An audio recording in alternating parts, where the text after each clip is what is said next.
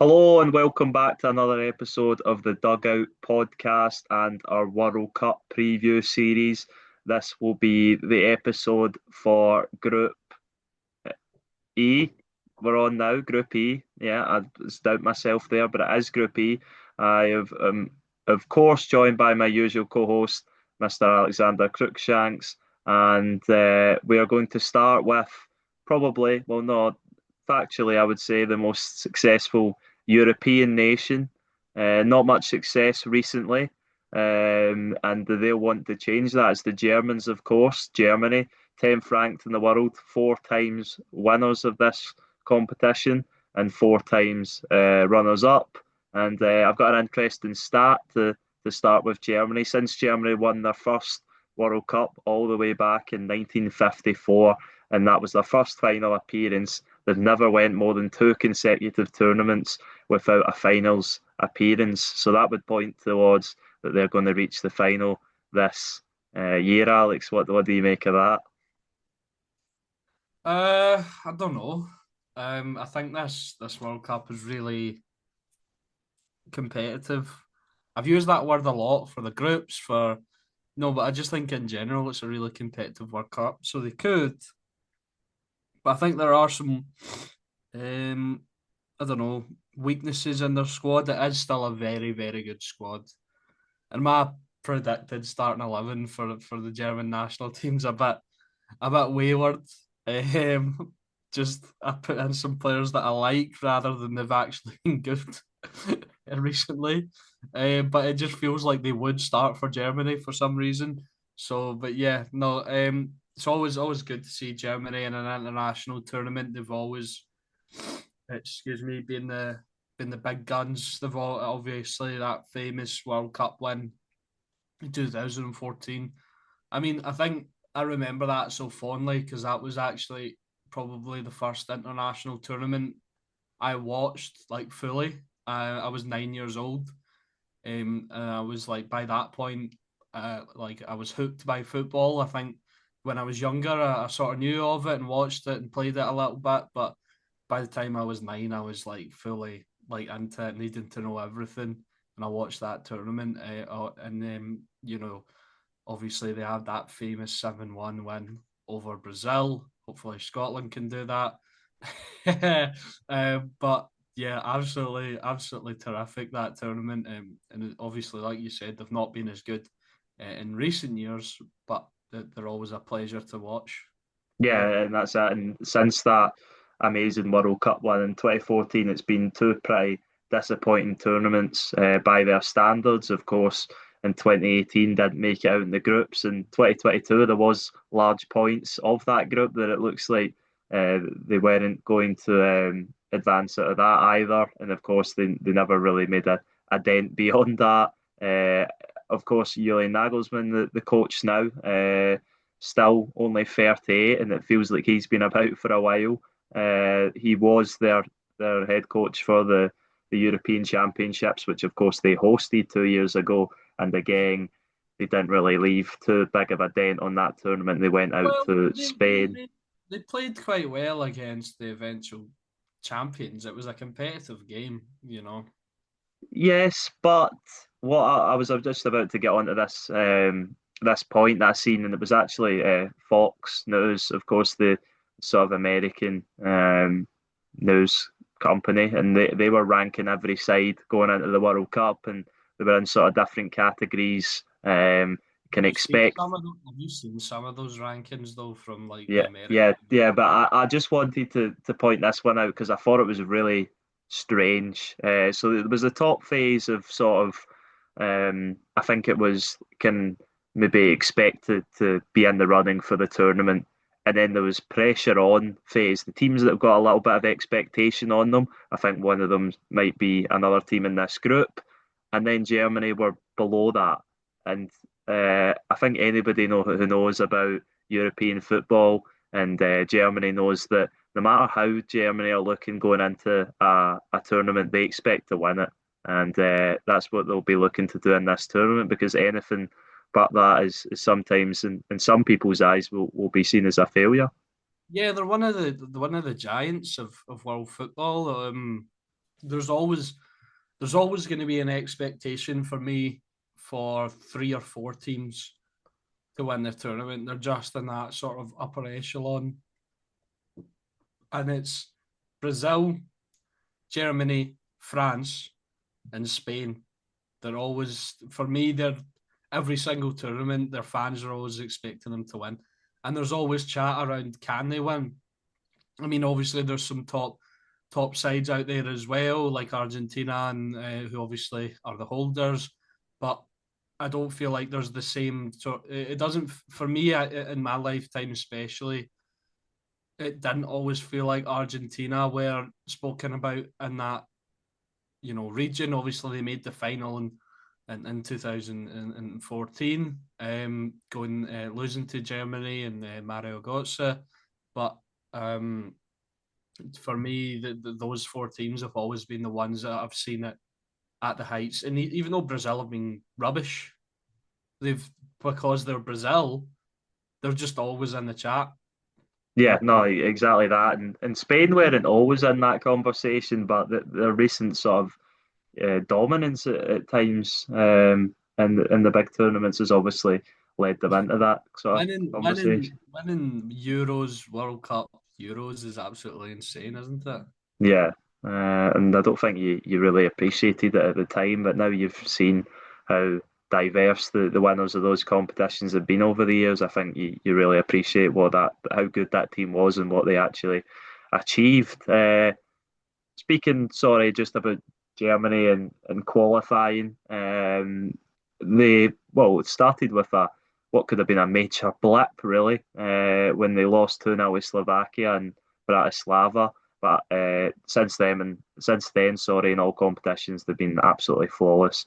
They got 4 wins on the trot in the rest of the qualifying campaign against Northern Ireland and Luxembourg, which set up the opportunity for a rematch against Slovakia in the last game of the group to win it on home soil. And they absolutely thrashed Slovakia 6-0. I remember watching that game in anticipation to see if the Slovaks could cause an upset in terms of making Germany go through a sort of playoff route to get to the tournament. But they were 4-0 up by the break, and they followed up that up with some decent friendly wins as well, over Switzerland in particular, also Ghana and Finland. And of course, I think they are looking good. They are looking maybe better than they have been going into some tournaments. Are they the favourites? No, I don't think so. But do they have a chance? Yes, of course they do. They've got an excellent squad with loads of Can I experience and ask you? talent across the board. Can I ask who do you think the favourites are? Uh, I think I think maybe should we leave that for an end of preview where we give our who we think's going to win the tournament Well, and no, you can just say who you think some of the favourites are. Like you don't need to all nail right, who down I think some of the favourites are that aren't right. guys. Okay, I would say I would say four. If I had to pick 4 teams, if I've got 4 teams in mind that are the favourites. You've obviously got Argentina, which the holders they still have, which I think some people would make the case to still be the best player in the world. You've got Portugal, who have some ridiculous players and across the I think pitch, including I think the one thing Portugal lack is that guaranteed goals aspect, unfortunately. yeah, Um, yeah, but I think usually having the best players across the rest of the team and dominating the opposition for large spells can give you the best chance outside of having that sort of guaranteed goal scorer. And then France, obviously, they won it 2 World Cups ago, and they've got excellent attacking quality. And then the other team's obviously Spain, just off winning the European Championships, and arguably and I would probably agree have the best player in the world at the minute. So you I see, think they are my four teams if I had to sort of. England have the best player in the world in the minute. Yes, I think they have the best performer of this season just gone by, but I don't know if he's the best out and out player in the world at the minute. And I just don't think England have a. I don't think England have a chance. No, they have a chance, but I just don't think they're as strong as they have been going into previous tournaments. So Maybe their strange squad selection is. Is Yeah, the thing. yeah, maybe. But we're previewing a lot of teams out here that we'll That's get fine. on to. We'll, You're allowed to sprinkle in little bits of conversation. We'll go more in depth yeah, of later on, course, obviously. of course. But anyway, get to the fun bit. I think your squad or your lineup. I think Germany have been playing a 4-2-3-1 for a while now, and they sort of allow their front four to attack fluidly. Very possession dominant team, and I would love to hear what Mr. Alexander Cruikshank's personal Germany team would be. And then I've actually done one as well, so we can compare our sides and see who's stronger and debate the positions. All right, so in goal, I've gone Oliver Baumann.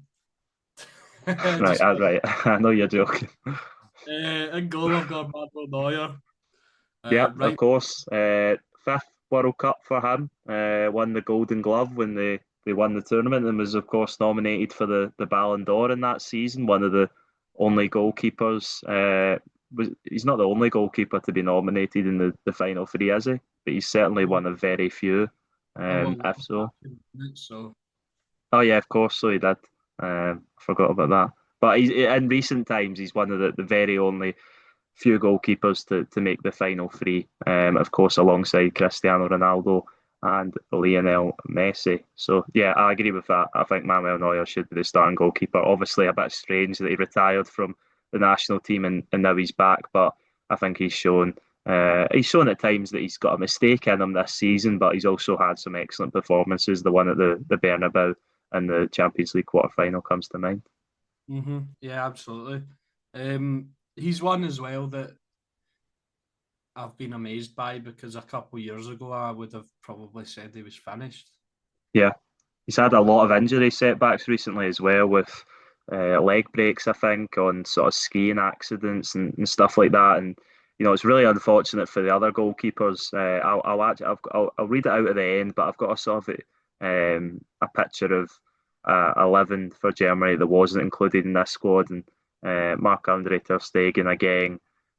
It just seems like the most unfortunate goalkeeper ever in football, and now at club level, struggling to get minutes. And of course, Germany's always been behind Manuel Neuer, and you can't complain because I would say that Manuel Neuer is the greatest goalkeeper of all time. Some people might debate that, but he's certainly up there, and you can't really make a case for Ter Stegen. And disagree. yeah, yeah, you've said before, but you can't make a case for Ter Stegen against them. But even someone like Alexander Nubel, obviously now going back to Bayern Munich after 3 seasons on loan at Stuttgart, was supposed to be Neuer's successor at club level and international level. Now he's 29 and he's still sort of waiting on him to pass on the baton. So yeah, credit to Manuel Neuer for his longevity, and I think he'll be a massive part to play if Germany are to have any success in this campaign. Yeah, absolutely. Right back, I've gone Joshua Kimmich. Yep. Left back, I've gone Brown. Okay.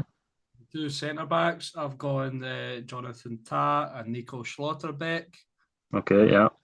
Sort of the two just in front of the defence, I've gone Stiller, and this is where it gets interesting.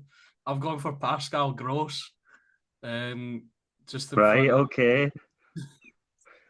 just in front of the defence for him. Obviously, shout out to Pavlovic, but I've gone Stiller and Pascal Gross. For the sort of three behind the striker, I've gone Leroy Sané off the right hand side, Florian Wirtz off the left hand side, and Jamal Musiala just sort of in behind the striker. And then I've gone for Denis Undav up top. Okay. That is certainly a strange team, and I've got a few disagreements with that. I don't know if you've seen Bastian Schweinsteiger's sort of predicted 11. He had something like, or it wasn't predicted 11. I think it was his team that he thought should have started. He had like, and he was getting some abuse from the Germany fans for some of his. He had like Kai Havertz playing out in the left wing and Schlotterbeck at left back and stuff like that. I agree with most of the defence. The two central defenders, Jonathan Tah and Nico Schlotterbeck, I think are the two best central defenders. And obviously you've got a Real Madrid centre back there and Antonio Rudiger, but I just think they have been the two stronger central defenders at club level this season. Probably you could make a case for being the two best in the Bundesliga. I think they both really stepped up their game this season as well. I did go in favour of David Raum at left back, but I think that one really is a toss up between him and Brown. And it really strange that the only sort of recognised right back selected in the squad is Joshua Kimmich, who obviously plays more in midfield for Bayern Munich. Yeah, But he's a world class midfielder, and he's the only right back that's been selected. It's yeah, interesting. so you could make the case that he's maybe a little bit wasted in that position, but obviously a lot of experience there also at Bayern Munich. But yes, I think he'll start at right back in midfield. The two sitters have got completely different pair of midfielders. I've got Alexander Pavlovic, as you mentioned, and I've also got Felix and Mecha, a lot of youth, um, sort of experience playing for big clubs at the same time. Two really good seasons from both of them. Let's right. I understand why you've not selected Pascal Gross, right? But in Mecha over Stiller, Yeah, really, yeah.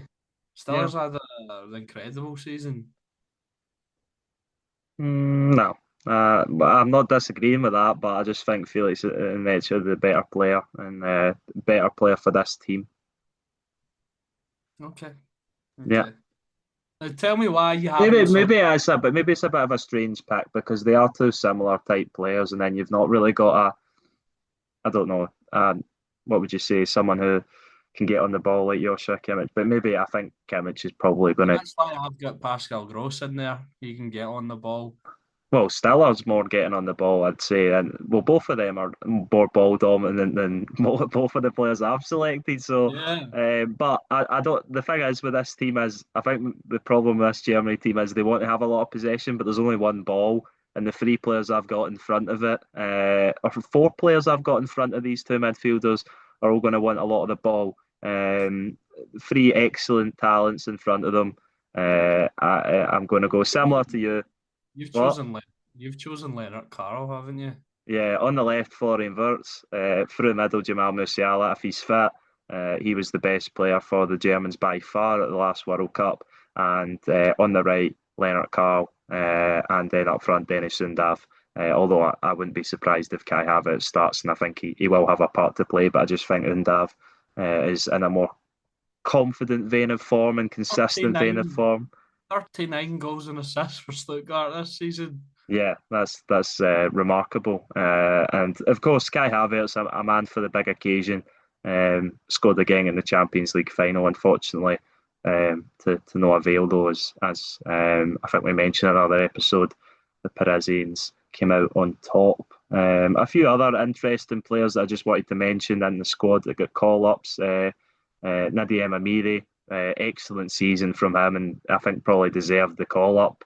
A little surprised at what he's done at Mainz this season, but all credit to him. And the other one was someone who I've seen firsthand in the flesh this season was Jamie Llewellyn, the versatile winger who's absolutely massive for a winger. You'll see him if he plays; he's just a massive presence for a winger. Usually think of wingers as sort of short or sort of skinny guys. He's a big guy, and I think he could shift it right back for them if I'm need be. absolutely shocked still.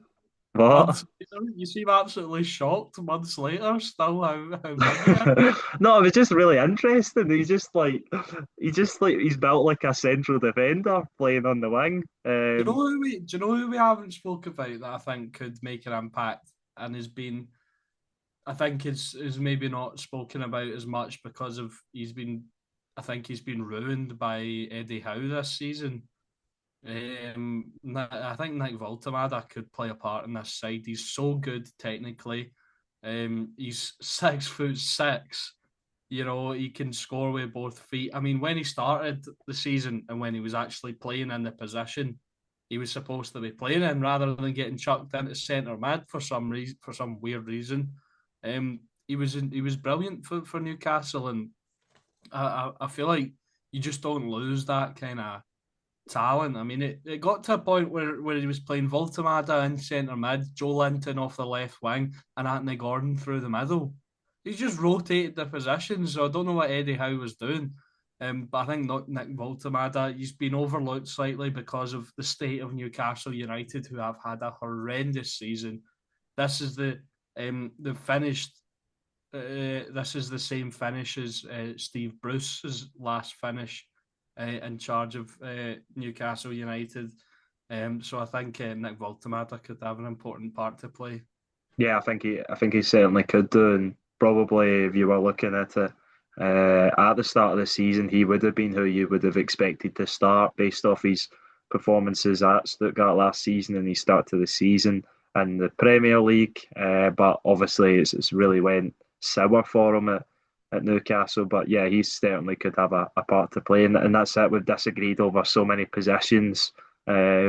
And I think that just shows the quality of this squad and the versatility of it.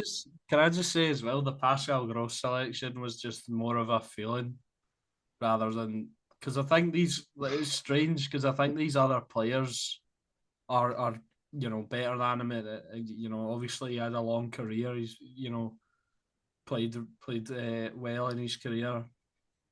Did he go to Dortmund and then go back to Brighton? Yes. That's kind of weird. But yeah, he's had a long good career. He's getting up there now, but I feel like he's been picked for like a reason. I don't know if he'll start. Maybe it's just because I like Pascal Gross. But I feel like he brings something, and he's been included in the last few squads, despite I think a lot of people scratching their heads. Yeah. Obviously, a very talented player still. Even at his age, he brings that experience. And yeah, I think we didn't even mention the likes of Leon Goretzka in the midfield options. So yeah, a really talented squad there. And I think is that all we've got for the man shaft at the minute? Yeah, I think so. It's Yeah. they're I think they're going to do quite well in this Yeah, I think I tournament. think they will. And moving on to another team, which well, Oh, oh, maybe Qatar, maybe maybe maybe Qatar, maybe not so well. Obviously debutants at the World Cup, Curacao, 82nd in the world rankings. The first time they've qualified, and the smallest nation by landmass and population at 150,000 to ever do so. In the second round of qualifying, they topped a group containing Barbados, Aruba, St. Lucia, and Haiti with a 100% record. In the third round of qualifying, they topped a group with Bermuda, Trinidad and Tobago, and Jamaica with 3 wins and 3 draws. Since qualifying, though, they played three friendlies, suffering a 2-0 defeat to China, 5-1 against Australia, and the game that I watched the other day at the weekend on Saturday, a 4-1 defeat against Scotland, although they did lead. And then they did get a man sent off, which maybe contributed to that loss. But even still, they didn't look a great side. And obviously, the aspiration for them will be to shock the world once more and sort of be competitive in what is a really difficult group for them. There's no getting away from it. There's 3 sides that are right at the top of their game in their respective continents, and I think it's going to be really difficult for Dick Advocat, who's set to be the oldest manager in tournament history, 78. It's going to be really difficult, I think, Alex, for his team to get any sort of points here, isn't it? Yeah, Qatar-esque. If you saw that video the other day, I mean, they're I don't know. I'm trying not to be disrespectful, but they're bad.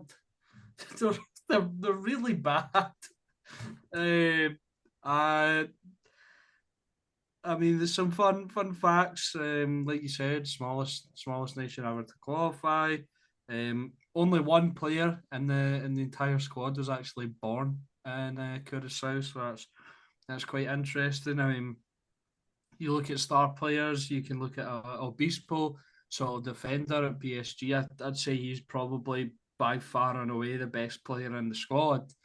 And then it just kind of goes downhill from there. I mean, you've got the Bacuna brothers, Leandro, and of course, if you're a Scottish football fan, you'll be familiar with Janino. Um, and you've got Tahith Chong, who scored his first goal in any game this season against Scotland. So that's classic Scotland. He's played for Sheffield United. He's only got one assist, no other goal contributions. Quite poor from him. Um, yeah, they're attacking. Their attack is so bad. It's unbelievable. Their numbers in their own countries, like the sort of the front three that they started against Scotland, Chong, Lacade, and Bacuna. I don't think they've even got 10 goals combined this campaign. Obviously Chong has zero. I think Bacuna has two or three. Lacade has like five. Obviously Lacade was sent off against Scotland as well for a ludicrous like a WWE move on Aranaki. Just came in with the elbow. I don't know what he was thinking. Yeah, but this team aren't great. And obviously it'll be feel good vibes. They'll be excited to be there. Although football isn't even they're the top sport in Curacao, so I just think they'll be there for the vibes. They did have a decent away support at Hampden on Saturday, I thought, which was quite Yeah. cool. But yeah, their favourite sports baseball, and I think it's clear by the quality of talent that's their favourite sport. So yeah, unfortunate to for Curacao. I don't like I said I don't like talking down any teams in these sort of um, international tournaments because you want to see a cool story. You want to see someone do well. Obviously, it's amazing every team's got here, but I don't see anything other than 0 points. Yeah, Unfortunately, unfortunately, I would have to agree. And obviously, I spoke about Dick Advocat in charge. Of course, another Scottish football connection, formerly of Big Dick. the Rangers manager. And he's previously had actually multiple spells at the Netherlands, a couple of years on each occasion, 24 and 34 years ago. He's also managed at international level the UAE, South Korea, Belgium, Russia, Serbia, and the Netherlands again in a short spell in 2017 before spending another few months at Iraq. As you reminded me of the other day, he did leave the Curacao national team in February after 2 years, but rejoined in May. And yeah, as you mentioned, obviously a lot of Dutch players in this squad is that they're all I believe all Dutch players are Dutch nationals are eligible to represent Curacao, and yeah, I think that's what you see here. A lot of Dutch youth talents, especially I noticed, funnily enough, a lot of PSV Eindhoven youth talents. Some of the players that I remember. Uh, is Curacao still a Dutch island? Yes, it says it's a constitutional island. The country is within the kingdoms of the Netherlands. So yeah, there you go. That's interesting that that's still because a lot of these islands have sort of been liberated, I guess you could say. If we want to go into sticky history, a lot of these islands have been sort of liberated from being sort of owned by other Yeah, nations. So no, yeah, no, I guess they're not owned anymore, if you know what I mean. But yeah. I think it's just that they just share the sort of ability to how mad would it be if like one day there was just like a total switch up and like all the best players in the Netherlands just like banded together and chose to represent Curacao. well, they'd be a good team. They'd probably Yeah. qualify for every tournament. But yeah, that is That's a crazy thing to. And then all the guys who would choose to represent Curacao got to represent the Netherlands. Imagine this side starting for the Netherlands. Uh,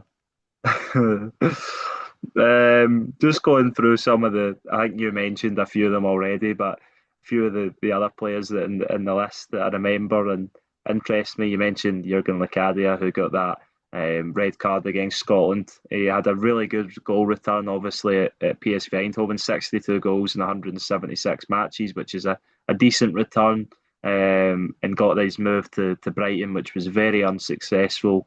And who else was in here that caught my eye? Obviously, the Bacuna brothers. I think they're going to be a massive part of this team. The heartbeat. I believe they created 40 chances, over 40 chances between them in qualifying. There was, I believe, a player who had played up to 6 times for the Netherlands. Ria Shedley Bazur, who I remember being a very talented youngster back in the day for PSV Eindhoven, Ajax, Wolfsburg, and Porto.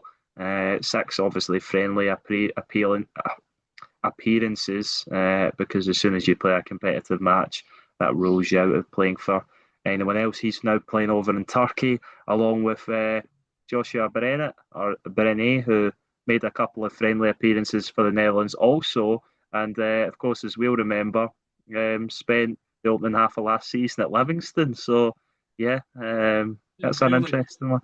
Yeah, he barely barely played. played as well. Yeah. If Um, you're too rubbish for Livingston, you're in trouble.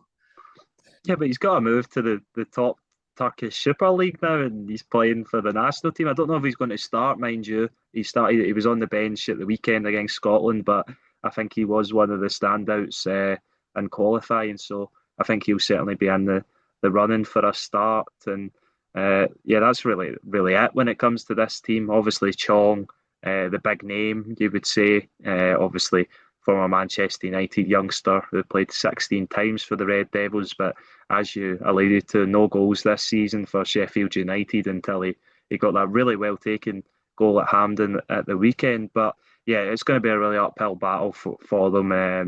I think they rely, looking at it, they rely on counter-attacking football a lot, and you got to expect that with who they're going to be up against in this tournament. And yeah, but I think they could cause problems against one team in particular, which we'll get onto uh, in a little bit. But before we get to Ecuador, we'll go to the third team in this group, the African side, Ivory Coast, 34th ranked in the world, their fourth World Cup after 2 tournaments on the bounce without one. They previously made 3 on the trot, and they are yet to make it out of a World Cup group, and I think that's got to be the aspiration for them in this tournament. They managed to reach the AFCON quarter-finals recently before being knocked out by Egypt. Since then, they've recorded impressive 4-0 wins over South Korea and a 1-0 win over Scotland, in which they looked very solid at Goodison Park. No, not Goodison Park, Hill Dickinson Stadium. And they topped their qualifying group containing Gabon, Gambia, Kenya, Burundi, and Seychelles without losing a match. Not only that, Alex, I don't know if you've seen, they scored 25 goals in qualifying and didn't concede a single one, which is ridiculously impressive and must give them a lot of confidence going into this tournament. Yeah, no, I actually, excuse me, I actually hadn't seen that, and that is really impressive. And I've wrote down one word to describe Ivory Coast and sort of their attacking talent, and in all capital letters: scary, scary stuff. They are ridiculously stacked in the forward areas. Obviously, I've got sort of the front four that played against us, which is still a really good side, but they had some players that didn't start that probably will be starting that are scary as well. So they had Nicholas Pepe, Toure, Eliawahi, and Benny Traore as sort of the front four. They sort of play a 4-4-2, but then obviously guys who didn't start that game that probably will be starting. You have Amad Diallo, Jan Diamande, who's had a really good season at RB Leipzig, and obviously Johan Bonny as well.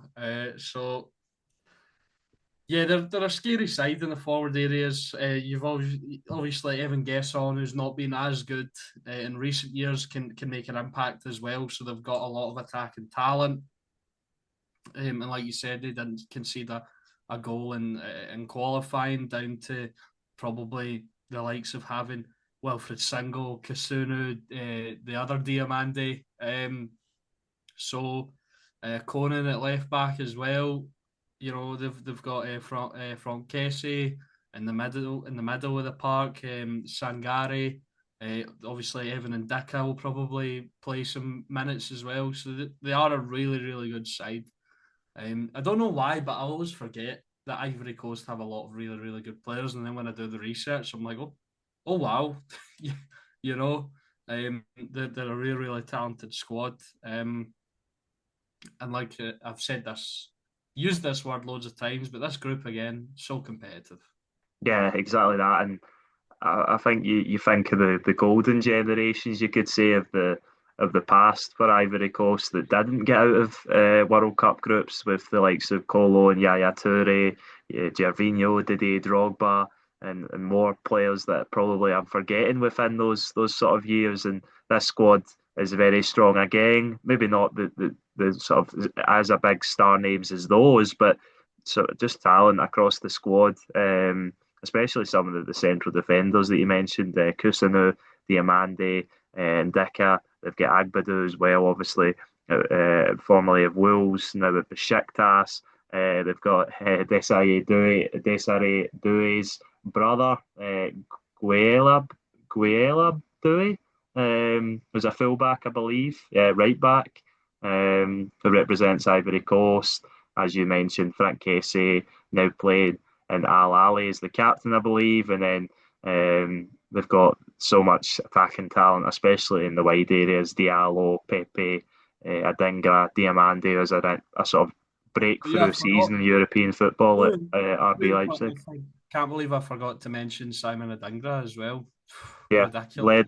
led them for goals and assists in qualifying. And obviously, you've got to take the qualifying group with a pinch of salt, because most of the nations they're coming up against, you're not going to find any nations in the tournament that are of a similar level. Maybe Gabon are a solid nation within the African region. I think the AFCON's probably a better gauge, and I think they were really disappointed to go out when they did against Egypt in the quarterfinals. But I think this is an opportunity for them to bounce back under the coach of Emerald Faye, the 42-year-old, 71% win rate since he's been in charge, and only lost 5 of 31 since 2024. So you're looking at all the numbers here, and they stack up really well.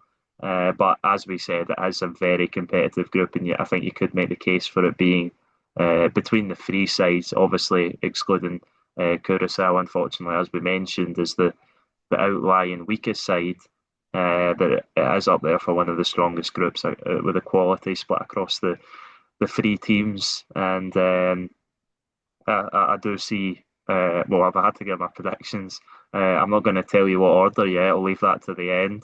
But I do see all three of the teams outside of Curacao getting out of this group, with obviously the new format and the third place teams, because I just think they will do enough against Curacao to get through Absolutely, ultimately. absolutely horse them, every single one of them. Maybe not, but I'll get to one team that I Curacao think with may struggle zero, against them. But 0 points and a negative, I don't know, 13 goal difference or something like that. you never know. You never know. You never know. You do know. You absolutely know. Curacao are getting absolutely trounced every single game. You really think so? Well, yeah, we're speaking about the attacking talent. Um, and then obviously Ecuador, maybe not as much attacking talent as the other two sides, but they're a good side as well. So I think they're, um, Yeah, Curacao are getting absolutely battered in Yeah. every single game they play in. Yeah, it could be the case. It could quite possibly be the case. And obviously, we've got a big warm up for Ivory Coast tomorrow as we're recording this when they play France. And France, still, I believe France are actually making their way across to the States after the tournament started, which is strange preparation for the 2018 champions. We'll obviously get on to them in future episodes. But is that all we've got for Ivory Coast before we maybe look Yeah, to the we can move on to Ecuador now if you wish. yes, Ecuador, another very strong team on the face of it going into this tournament. This is their fifth World Cup that they've qualified for 2002, 2006, 2014, and 2022. Previously, they've only ever made it out of the group once, and that was in 2006. And they were knocked out in the first round of the knockouts by England. There's a lot of hype around this team, and I think the aspiration for them has got to be to reach the knockouts, especially with the sort of extended opportunity to do so with the way the format of the tournament set up this time around. And I think it'll be to go even further, maybe even the quarterfinals, maybe even the semi-finals. Yeah, they had a really good qualifying run. I was actually really impressed. Second place in the what com the ball. Yeah, Sorry, I forgot what it was called. The com the ball qualifying. Obviously they do it slightly differently to us. They sort of have like a league table and they all play against each other. But they play second only behind Argentina. Obviously, when you get teams like Brazil in there, it's really, really impressive. They actually beat Argentina in the last game. That was their last competitive win, a 1-0 victory over Lionel Messi and his I don't know what do you call them, teammates. There we go. And yeah, they've got some really good talent in this side. Obviously, um, probably two of the best defenders in the whole competition. They've got William Pacho and Pierre. Sorry, that's not his name, is it?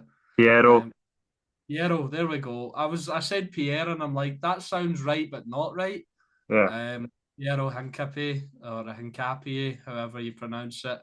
And then obviously a world well in moments world class. I wouldn't say across the whole uh, board, but he's had world class moments. I think Moises Caicedo, and then the the goal Ener Valencia still leading the line for the Ecuadorians. So they've got like as well Gonzalo Plata and Nelson Angulo, who obviously moved to Sunderland in the January window from Anderlecht. So they've got a good side, and really really solid defensive side. Um, and they sort of play a 4-4-1-1 set. I think that is set up to defend. And I think they'd be really hard to break down for any team.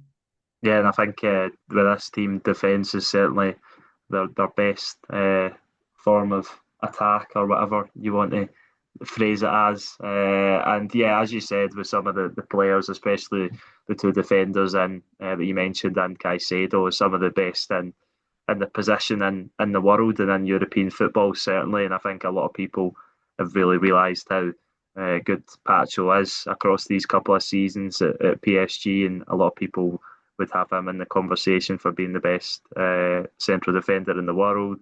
I think a lot of people would say the same for Moises Caicedo in his position, and an excellent story when Valencia to make the tournament still at 36. And an excellent record in World Cup tournaments, 6 goals in 6 games across the 2022 and 2014 campaigns. And I He's think he'll be the man to turn to again for goals this one.